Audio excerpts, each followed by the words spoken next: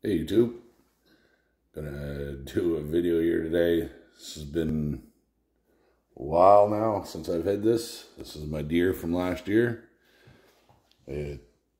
One more day, it'll be a year since I shot this buck. I don't know if any of you remember the video of me having to go in the water and get it. But when I had it cut, I had the butcher turn about half of it into bottle meat or stew meat and the other half into burger. The burger's long gone, but the bottle meat, I never got around to it. There's nothing wrong. As you can see, this meat's been froze for a year and there's no freezer burn on any of it. I looked all through it and I didn't have to pick any pieces out for freezer burn. So this is the biggest bowl we got. And those two are good sized bowls. I'm not sure how many bottles I'm going to make out of this. I'm guessing probably close to 16 bottles of deer meat out of these. Anyway, I got my pressure canner ready. I got 8 bottles in the sink getting ready to be washed. And I know I've done videos of bottling moose before, but I never done deer.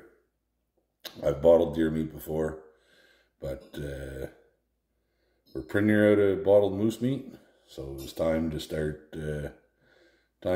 bottling some of this deer. And the butcher did a great job. If you look, he cut all the silver skin off it. Everything's ready for the bottle. I don't have to do nothing to this meat. It's perfect. It's ready to go. So I'm going to get everything ready, get the bottles washed up, and show you what I put in my bottles. I put sliced onion on the bottom and a slice on the top and salt, and that's all I put in my bottled meat. So I'm going to cover up a couple of these bowls and put them back in the fridge and work one bowl at a time. All right, so we're all set up, ready to go here. I'm just going to show you one bottle here and then I'll finish the rest. Usually what I do is I'll take onion, little piece of onion, throw it in the bottom. And start dropping my meat in. And the dog's going to start barking.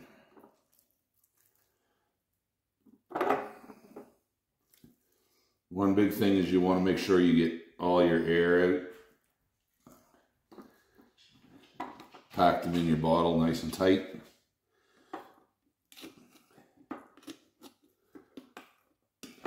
You don't want to add no liquid to these. They'll make their own juices. That's one thing about meat.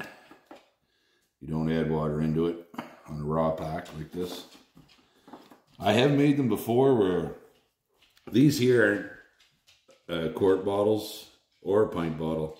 They're 650 ml. So they're not really halfway in between. They're closer to a pint bottle than they are a quart bottle. But with the quart bottles, I've done it before. Take halfway, put a layer of potatoes and then carrots, and then cover your carrots and potatoes with water, and then pack your meat on top and bottle them like that. And it's a good little meal there. Come home and you don't want to cook, well, you got a little stew right there ready for you. You're supposed to leave an inch head space here. The biggest thing is to get this meat packed down in and try and get any of the pockets of air out that you can get out. That's what I'm doing here now with my stick here. I'm just, my little bottling measurement stick, just packing it in and trying any air bubbles, trying to jam the meat down in to push that air out.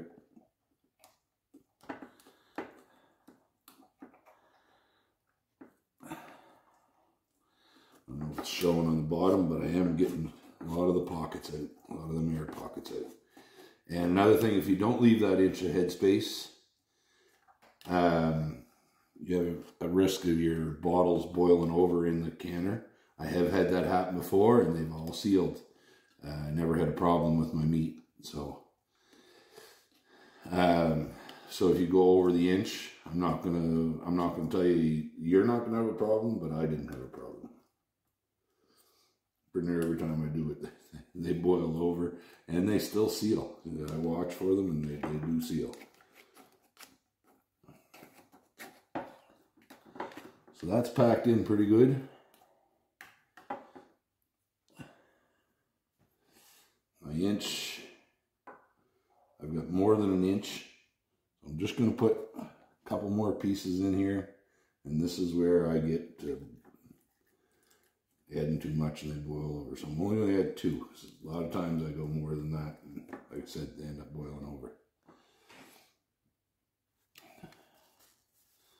And another piece of onion on top, and a teaspoon, not full for this here. Pint, you want half a teaspoon. So I'm just gonna go 3/4. I like my meat a little saltier anyway, so it doesn't matter to me. I'm just gonna go with, if you can see that, just like that. And then I don't have my rings ready yet, so I'm gonna put my rings on the stove, or my seals on the stove, and just not even boil them, just bring them up warm just to soften the seals up. And that'll promote a better seal. That, and before I put my seals on, I'll wipe my top of my bottle down with a little bit of vinegar, paper towel and vinegar, just to clean that area so it gets a better seal. These bottles here are Classico spaghetti bottles. Instead of buying mason jars, we just save our bottles from when we buy spaghetti sauce, and that saves a little bit of money. Okay, so I'll finish packing them and we'll start again later. Okay, I think I may be wrong on this. Doesn't happen often, but it does happen once in a while. I said 16 bottles, but those 8 bottles was only one of the smaller bowls. I still got that big bowl, and this one here, I only used a few pieces out of it to finish off one bottle, so I could end up having 24 plus bottles out of this, which is great. So I wiped all my rims down, and this is warm, but it's not hot. Words won't bother it. So take my lids, put the lids on.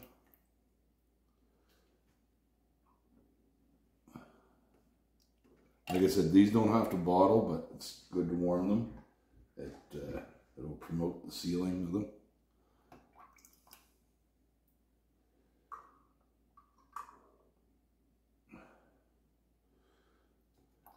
These are great if you're going to the camp, or I take it a lot when we go up to flood the rink. Treat the boys with a bottle of moose meat. I know this is deer, but cold night, flooding the rink, these, put them in a pan and warm it up. A little bit of homemade bread there, oh, nothing better.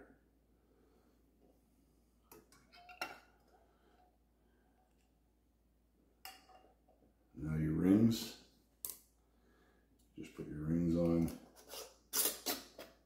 just snug, not tight. That way there, if they do boil over, your bottles won't blow up. That one's a little too tight. Just so they, just snug, just finger tight.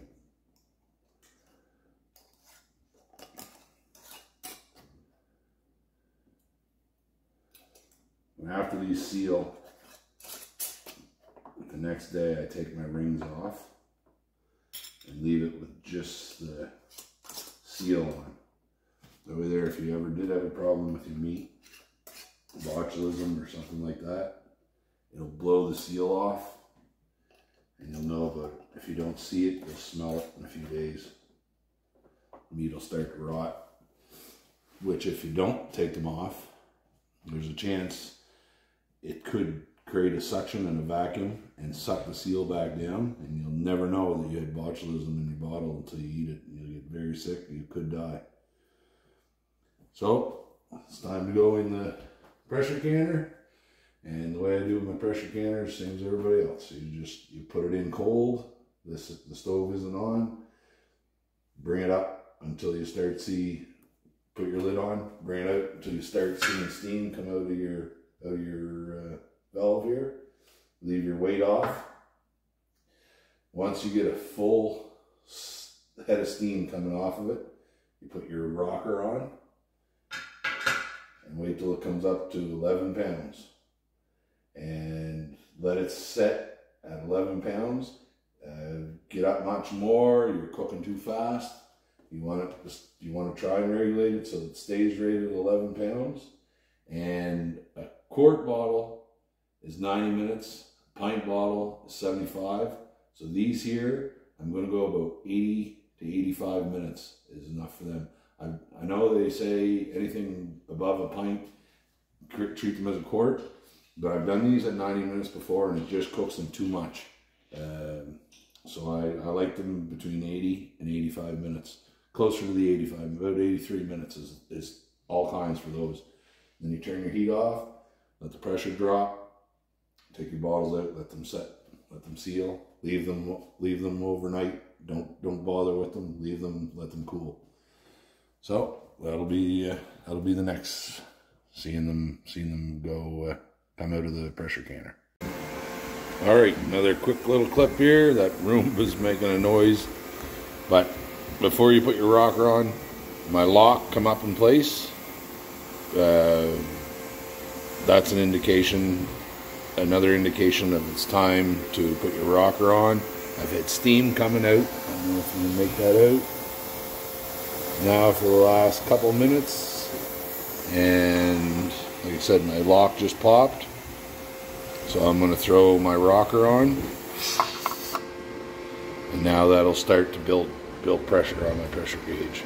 I was saying 10 pounds. You can see a little notch beside the 10. That's 11 pounds. So let's get her up to there, and then control my temperature to hold it there. And I was saying about letting it cool down. You do not open these. You do not take your rocker off until your lock goes back down. That means all your pressure is off of your pressure canner, and it's safe to take your rocker and open your lid. There, we got her up to 11 pounds. One thing I don't care for in this pressure canner, it comes with a 15-pound weight. So your rocker isn't going to, at 11 pounds, isn't going to maintain at 11 pounds. It would maintain at 15 because it keeps rocking back and forth and letting steam out. But trying to keep it at 11, I got to keep messing with my dial just to try and keep it at or a little bit above 11 pounds. And people are scared of pressure canners blowing up, and 11 pounds, you think 11 pounds isn't a whole lot? 11 pounds is a lot of pressure. Most of you probably don't know, I was on the fire department before. Since I've gotten off of it, I just don't have time. I was on it for 9 years once and got out of it when I started driving truck. I wasn't home enough to go to practices, and I got on it again. I was on it for 8 or 9 years again after that, and we had airbags that could pick a school bus up, like the back end of a school bus. Those airbags to pick a school bus up only took about 4 to 5 pounds of pressure to pick a school bus up. So when you think 11 pounds ain't a whole lot, there is a lot of pressure in here at 11 pounds. Because if you can pick a school bus up with 4 or 5 pounds, 11 pounds built up in this little can here, if it ever blew, I probably wouldn't be making any more videos, I'm guessing. just going by them airbags. Anyway, so now we wait. Now see how it's going up a little higher. Now I'm going to turn my heat down just a little bit, try and bring her back down closer to that 11. Anyway, next video I do, I'm not gonna keep going with all the meat. It's gonna take me a while. I probably won't get it all finished today. I'll probably end up doing some more tomorrow. But I'll show you how much I got out of them 3 bowls, all bottled. There we go, guys. First batch is out. You can see them bottles are still boiling. So they're still cooking. Like everything's still cooking in there.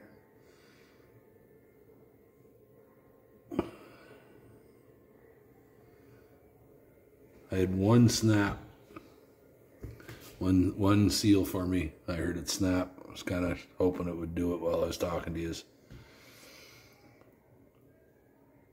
But I up until about till Gage was born, I never pressure canned meat. We always water bath them. You cook them for a lot longer. We used to boil them in water for about 3.5 hours. And we never had a problem.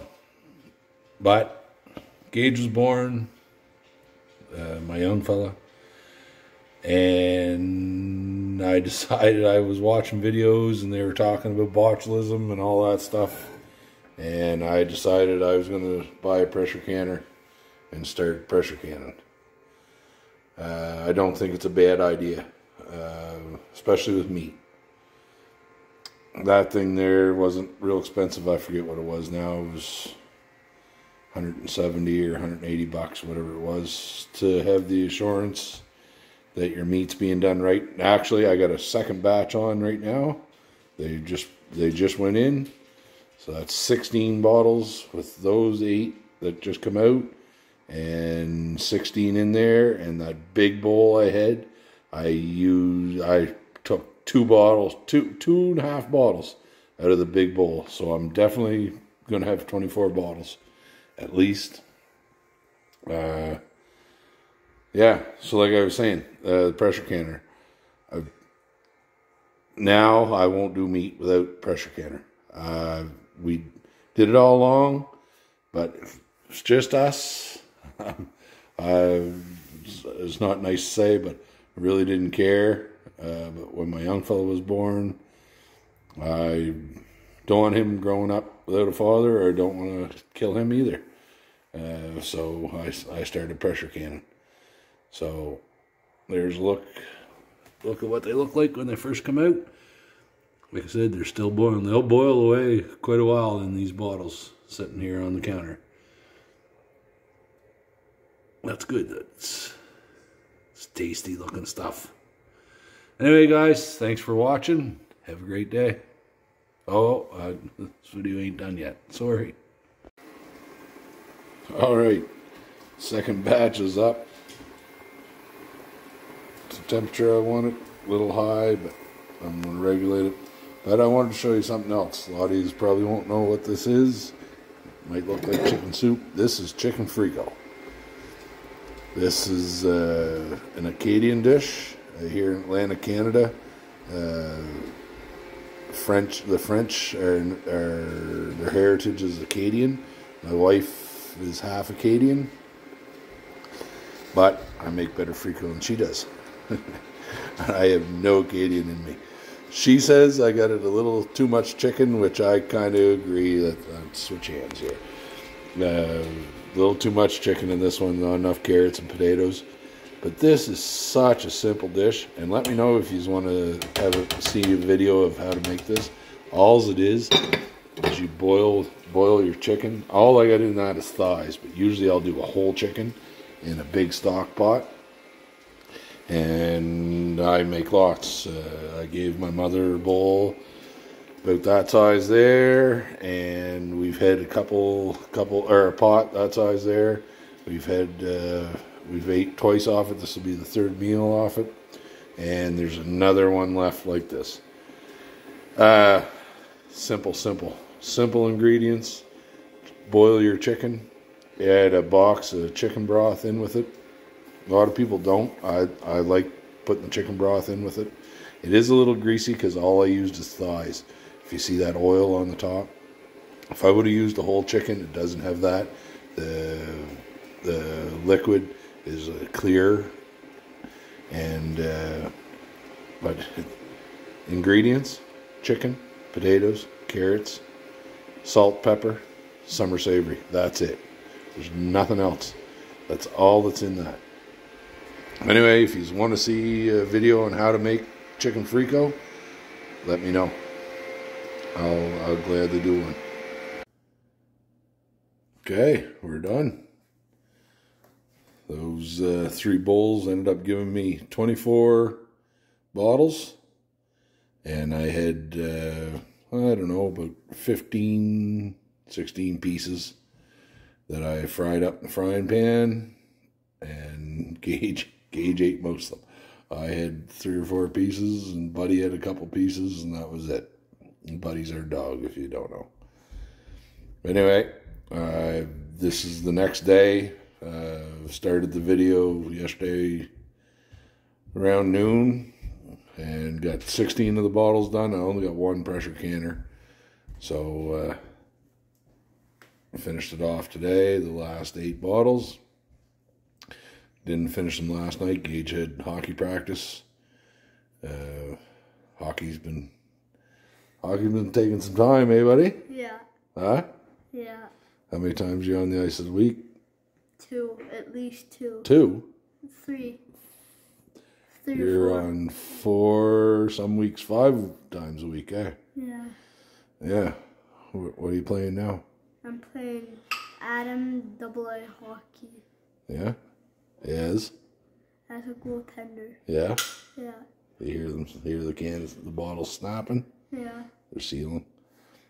How excited were you to get into where you're at right now? Really excited. Yeah? I never thought I'd make it this far, but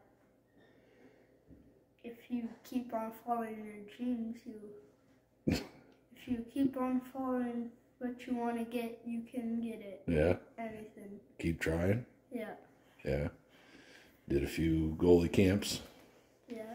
Got you where you're at now. Yeah. Yeah. You only started playing goalie last year after Christmas, eh? Mhm. In 1 year, you came a long ways. Dad's proud of you.